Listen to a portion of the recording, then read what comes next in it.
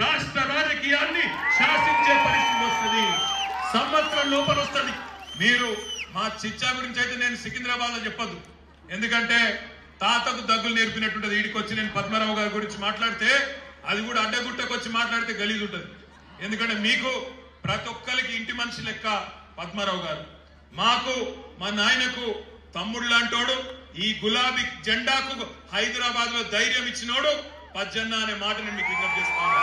ఎన్ని కష్టాలు వచ్చినా కింద పడ్డా మీద పడ్డా కేసీఆర్ నిడిచిపెట్టి పోలే. ఇవాళ ఖైరతాబాద్ లో గెలిచినోడు మొన్న మన గులాబీ కండువా మీద ఇవాళ వెంటనే జారుకున్నాడు, కాంగ్రెస్ లో జొర్రిండు. ఇక్కడికి వచ్చి ఓట్లు అడుగుతారట.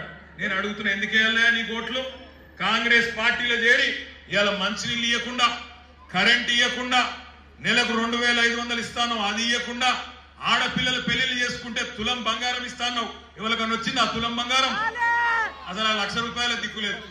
నెలకు 4000 పెన్షన్ అన్నాడు, 2000 పెన్షన్ కొట్టిండు దొంగ జనవరిలో రేవంత్ రెడ్డి.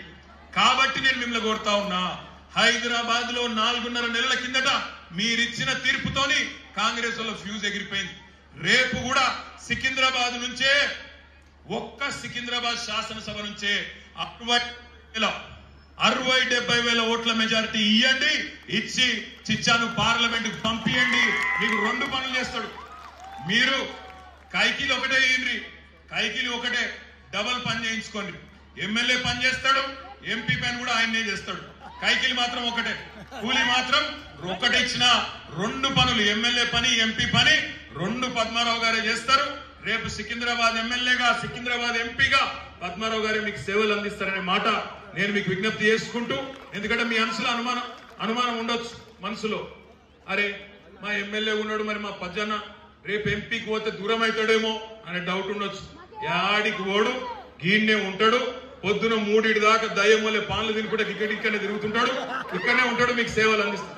దయ్యమూలే అంటే వేరే కాదు, మంచిగా మా చిచ్చా కాబట్టి నాకు నడుస్తుంది. నేను మీకు ఒకటే విజ్ఞప్తి చేస్తున్నా, పేద ప్రజలకు కష్టం ఉంటే ఏ బస్తీకి రమ్మంటే, ఏ గల్లీకి రమ్మంటే ఎవరు ఫోన్ చేసినా వచ్చి వాలిపోతాడు, మీ ఇంటి ముంగట నిలబడతాడు పజ్జన్న. అందుకే మొత్తం 40 ఏళ్ల నుంచి రాజకీయ జీవితంలో మీ ప్రేమతో, మీ ఆదరణతో ముందుకు పోతా ఉన్నాడు. మరి కార్పొరేటర్ స్థాయి నుంచి ఇలా ఢిల్లీ స్థాయికి పోయే అవకాశం మీలో ఒకడికి, మీ నాయకుడు పద్మారావు గారికి వచ్చింది.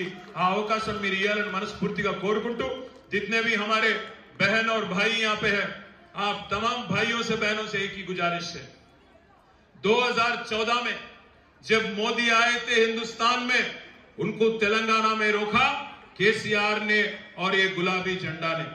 2018 में भी मोदी और बीजेपी को हराने वाले, रोकने वाले तेलंगाना में यही गुलाबी कंडवा है। किशन रेड्डी को भी हराए सो यही गुलाबी कंडवा है। 2023 में भी जितने भी 30 मार खान, 32 मार खान बीजेपी वाले हैं, चाहे वो बंडी संजय हो, अरविंद हो, या ईटल राजेंद्र हो, रघुनंदन हो, जो भी हो, हर किसी को हराने वाली पार्टी यही पार्टी है। मैं उम्मीद